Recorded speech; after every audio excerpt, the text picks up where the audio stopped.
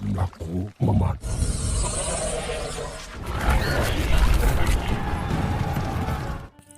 Ahoy Sobat VJ, jumpa lagi dengan kami di channel VJ Indra 21. Kali ini VJ akan membahas alur cerita film Maleficent. Film yang diperankan oleh si bibir seksi Angelina Jolie ini berkisahkan tentang kisah dua kerajaan, yaitu manusia dan peri yang saling konflik. Namun apakah dua kerajaan tersebut bisa damai? Daripada penasaran sampai ngompol di celana, mending ambil kue putu dan es limunnya dan langsung gaskeun. Dahulu kala diceritakan bahwa ada dua kerajaan yang saling bermusuhan. Di sisi lain di kerajaan Morse berpenghuni para peri. Mereka tidak ada ratu atau raja, melainkan hidup bersama membangun negeri. Anjay, syahdu. Memperkenalkan salah satu peri cantik nan manis ini bernama Maleficent. Ia peri yang baik dan sangat mencintai Morse, sehingga peri lain pun menghormati Maleficent. Suatu ketika ada laporan dari 3 peri kecil namun berwajah tua bahwa ada seorang manusia yang terbukti mencuri sebuah permata dari negeri Morse. Maleficent pun segera mendatanginya dan ternyata manusia tersebut masih seorang bocah. Bocah tersebut akhirnya mengembalikan permatanya kepada Maleficent. Singkat cerita, Maleficent pun mengantarkan bocah tersebut keluar Morse dan mereka pun berkenalan. Bocah itu bernama Stefan. Saat bersalaman ternyata Stefan menggunakan cincin yang bahannya dari besi anti peri, dan alhasil cincin tersebut dibuang Stefan. Di keesokan harinya Stefan mencari Maleficent. Maleficent pun datang dan akhirnya mereka berdua bermain bercerita hingga benih-benih cinta pun tumbuh sampai saat mereka berumur 16 tahun dan Maleficent mengira inilah cinta sejati. Kini Maleficent tumbuh lebih dewasa dan lebih kuat sehingga ia menjadi peri yang terkuat di jagat Morse. Di suatu malam saat Maleficent sendiri, ia selalu menunggu Stefan. Namun Stefan tak pernah sekalipun datang untuk menemui Maleficent. Di sebuah kerajaan manusia yang jauh dari Morse, ternyata Stefan yang kini juga sudah dewasa telah tinggal di kerajaan menjadi pelayan raja. Raja tersebut ingin menguasai Morse agar wilayahnya semakin luas. Akhirnya raja tersebut memerintahkan pasukan untuk memerangi Morse atau negeri para peri. Terlihat raja dan pasukannya telah sampai di Morse. Maleficent pun datang menemui raja tersebut dengan rasa jengkel karena berani-beraninya manusia ingin merebut Morse. Akhirnya mereka pun perang. Pasukan manusia melawan pasukan peri. Pertarungan yang sangat sengit hingga tiba Maleficent pun menyerang raja. Namun sang raja dapat mementalkan Maleficent dengan menggunakan tangannya yang ternyata sarung tangannya terbuat dari besi anti peri. Sama kayak Stefan di waktu kecil. Raja yang hampir sekarat dengan terpaksa, akhirnya pasukan manusia memilih mundur dan Morse pun memenangkan peperangan. Singkat waktu, kini raja yang sudah sekarat memberikan satu kesempatan untuk seluruh jenderal bahwasannya siapa yang dapat membunuh Maleficent untuk membalaskan dendamnya akan diberi penghargaan yaitu menggantikan takhta raja serta menikahi dengan putri raja. Lalu setelah itu Stefan berniat untuk mengunjungi Maleficent. Ia pun pergi ke Morse seperti dahulu. Maleficent pun mau menemui Stefan. Rindu penantian yang sangat lama. Maleficent pun tiba-tiba haus dan Stefan memberikan ramuan kecubungnya kepada Maleficent sehingga ia pun tertidur pulas. Di saat Maleficent tertidur, disitulah Stefan ambil kesempatan untuk merobek baju Maleficent. Bercanda. Kesempatan itu untuk membunuh Maleficent. Namun karena tidak kuat untuk membunuh Maleficent, Stefan pun malah mengambil sebuah serit. Mencurigakan. Pagi harinya Stefan pun meninggalkan Maleficent tanpa pamit. Dan saat Maleficent bangun dia menangis syahdu. Rupa-rupanya sayap Maleficent lah yang dipotong oleh Stefan. Sungguh primitif mengambil hak milik wanita.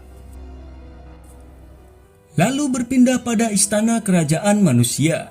Stefan yang kini sudah kembali dari Mors langsung menemui sang raja. Ia memberikan sayap Maleficent dan mengklaim bahwa Maleficent sudah mati di tangan Stefan. Seperti janji sang raja, raja akan menyerahkan takhta serta anak gadisnya kepada orang yang bisa membunuh Maleficent. Auto Sultan ya kan? Keesokan harinya kini diangkatlah sesosok raja baru di kerajaan manusia, yaitu Raja Stefan. Gelar raja giveaway anjir. Berpindah pada Maleficent yang kini mulai bangkit dari keterpurukan. Ia pun menempuh perjalanan sendiri menuju ke sebuah tempat yang serba gelap. Entah mau bertapa atau hanya ingin menyendiri seperti kebanyakan para wanita jika habis merasa disakiti, anjay.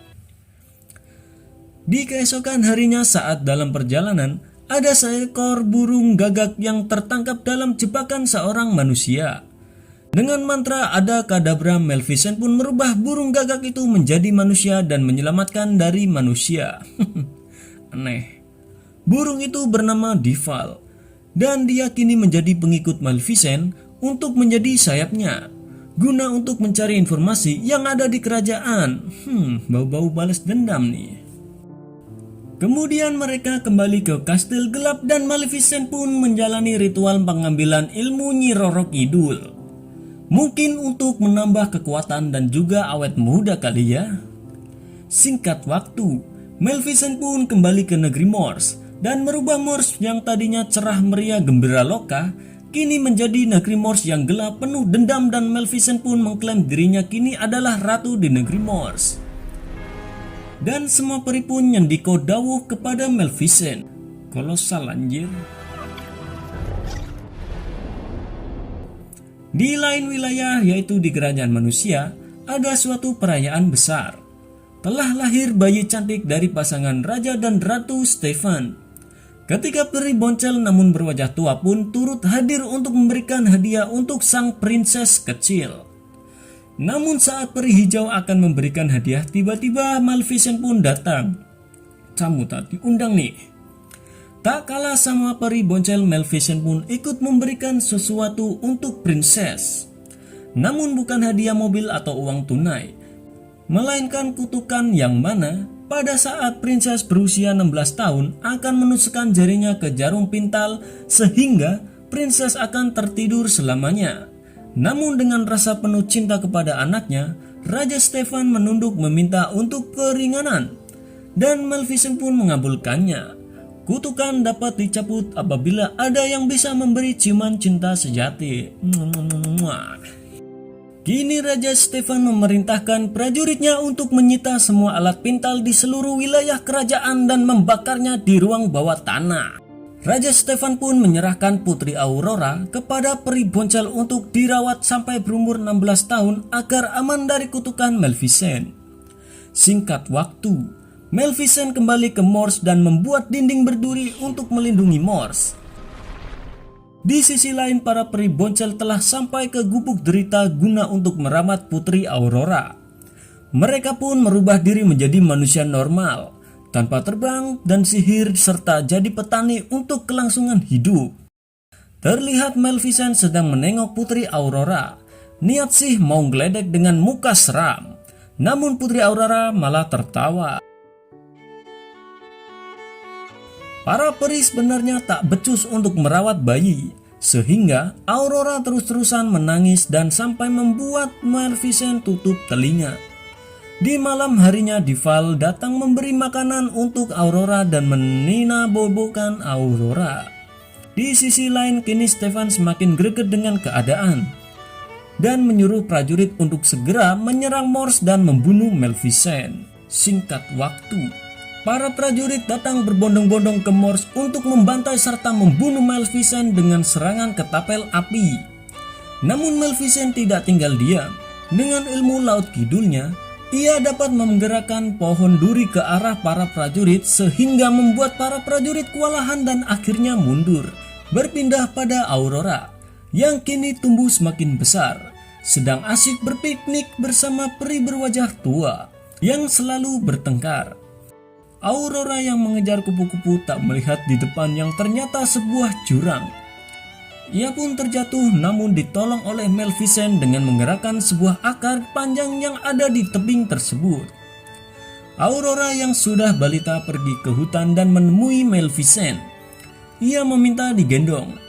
Mulai ada tumbuh rasa nih Maleficent kepada Aurora. Hari demi hari dan tahun demi tahun Aurora tumbuh dalam kecantikan dan kebaikan sehingga usianya kini sudah mencapai 15 tahun. Aurora mendatangi wilayah Morse dan Maleficent pun penasaran dengan Aurora sehingga Maleficent pun membawa Aurora ke Morse. Di dalam Morse kini Aurora terbangun dan alangkah senangnya Aurora melihat suatu keindahan di dalam negeri Morse.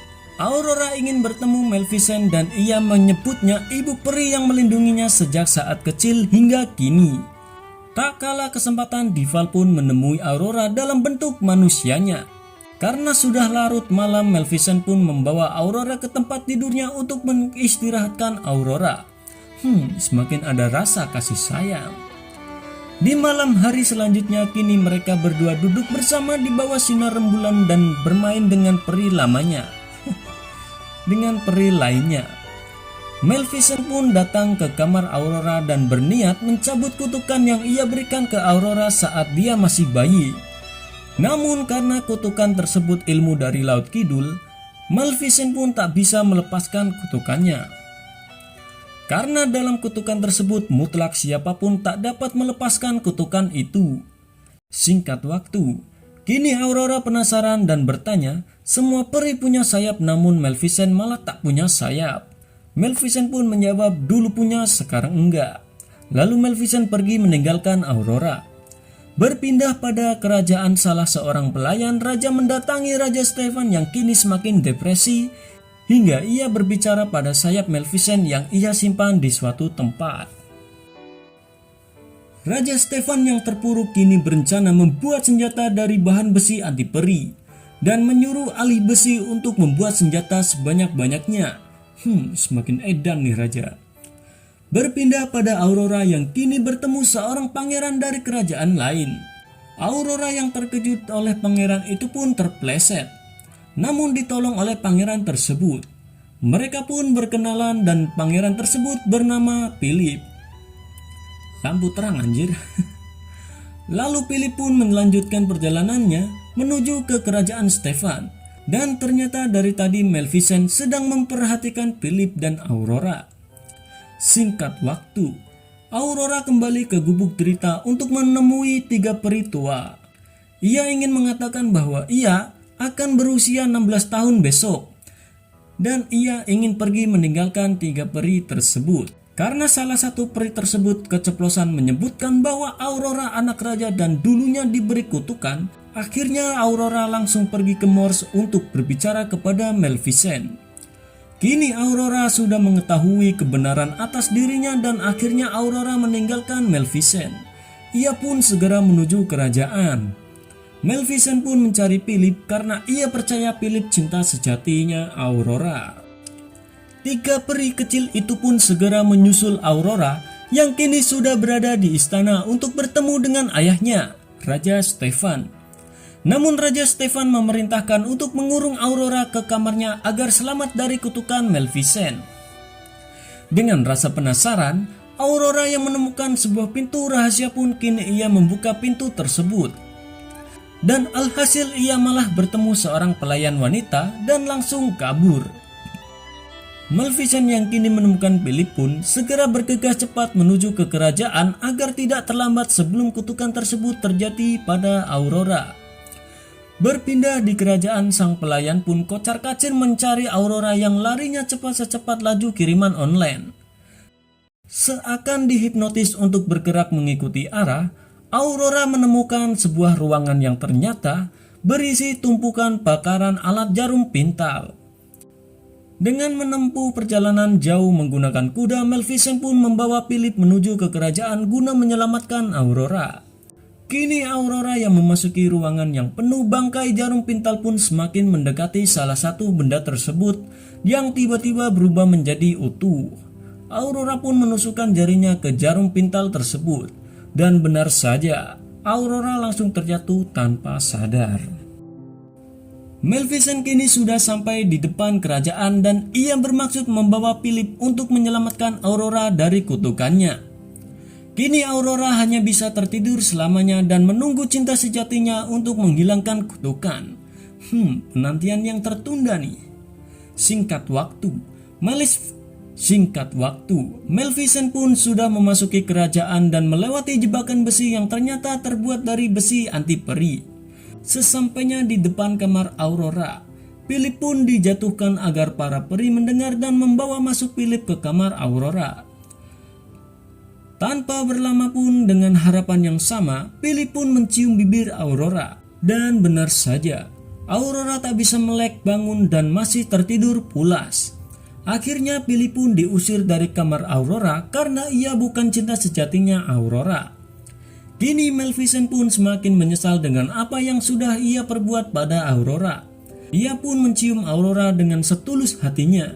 Dan tiba-tiba Aurora terbangun dari tidurnya. Sudah jelas ternyata cinta sejatinya Aurora adalah ibu perinya sendiri, yaitu Maleficent. Saat hendak kabur ternyata Stefan sudah menyiapkan jebakan berupa jaring anti peri yang langsung jatuh di atas Maleficent. Kini Maleficent dikepung dan dibantai. Namun dengan sihir Dival pun diubah menjadi naga yang bisa menyemburkan api. Pertarungan pun semakin barbar karena melawan naga Dival. Maleficent dan Dival kini sudah terkepung dan tak bisa berbuat apa-apa. Stefan pun datang dan langsung menyerang Maleficent. Maleficent pun terpental. Di saat Stefan akan mengeksekusi Maleficent, tiba-tiba glomprang. Tiba-tiba sayap Maleficent terpasang kembali yang ternyata Aurora lah yang memecahkan lemari yang berisi sayap Maleficent. Kini perlawanan berbalik unggul. Maleficent terbang menembus kaca membawa Stefan menuju suatu menara untuk berduel gelut-gelutan. Stefan yang mendorong Maleficent pun malah jatuh bersama. Namun karena Maleficent punya sayap, alhasil Stefan yang terjatuh sampai lantai istana dan Stefan pun tewas. Singkat waktu, kini Maleficent mengubah Mors kembali menjadi negeri yang cerah riang gembira lokal tanpa adanya kegelapan lagi. Kini Aurora menjadi ratu di kerajaannya dan berdamai dengan Mors.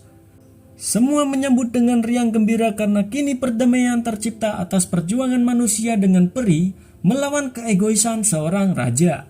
Seperti yang sudah diramalkan, bahwa akan ada perdamaian antara negeri para manusia dengan negeri para peri. Dan kini kisah legenda tersebut terwujud. Film pun selesai. Begitulah kisah alur cerita film Maleficent. Sebuah kisah dongeng dua kerajaan yang penuh konflik namun bisa berdamai karena suatu perjuangan dan cinta sejati. Jangan lupa untuk pijak tombol subscribe, like, and comment ya. Karena dengan dukungan kalian VJ akan